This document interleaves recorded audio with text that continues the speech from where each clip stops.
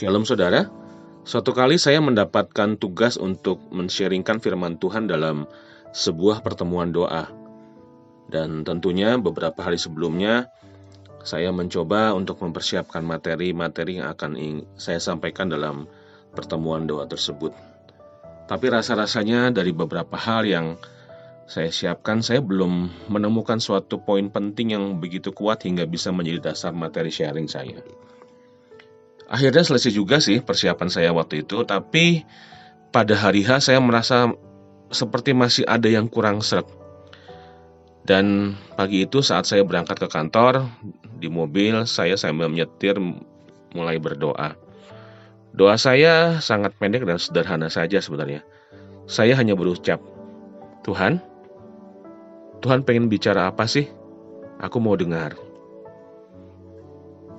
Di saat yang bersamaan, mobil yang saya kemudikan memasuki sebuah jalan kecil dengan trafik satu arah, dan kondisinya pada saat itu agak padat sehingga kami harus mengendarai kendaraan dengan perlahan. Tepat di depan saya ada sebuah truk tangki air bersih yang cukup besar, dan tiba-tiba penglihatan saya seperti ditarik pada bemper belakang truk tadi, di mana di bemper itu ada sebuah tulisan yang mengatakan jaga jarak aman. Mendadak saya merasakan hadirat Tuhan yang sangat kuat saat itu, dan saya masih ingat sekali bahwa Roh Kudus dengan lembut tapi penuh kuasa bicara dalam hati saya. Kamu tahu nggak?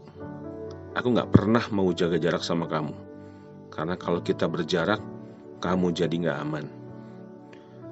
Meleleh saudara, seleleh-lelehnya saya pada pagi itu di mobil.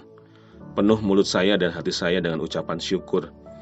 Dan itu adalah satu poin penting yang juga ingin saya sharingkan bagi kita semua pada hari ini.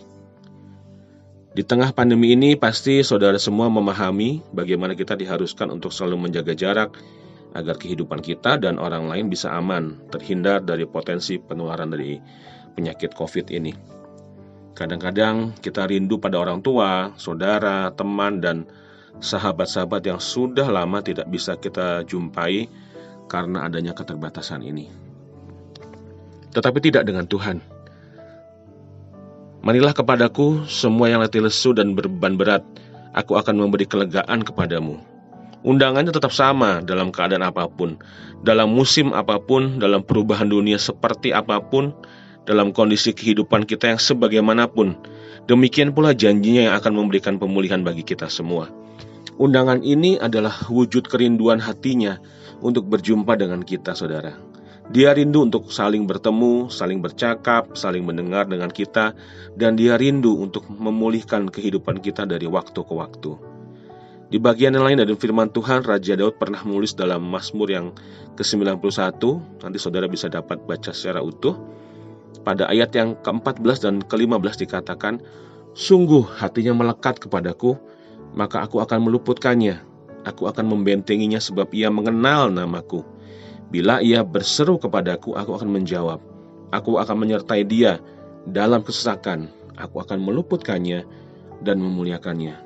Dengan panjang umur akan kukenyangkan dia, dan akan kuperlihatkan kepadanya keselamatan daripadaku.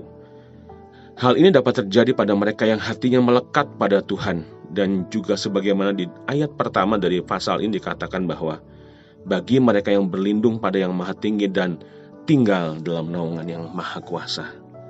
Tuhan tidak mau menjaga jarak dengan kita, saudara. Dengan kedekatan, dia rindu agar kita semua bisa mengenalnya lebih dalam dan mengalami janjinya lebih banyak lagi. Datanglah dan melekatlah padanya, jangan jaga jarak sama Tuhan. Tuhan Yesus memberkati.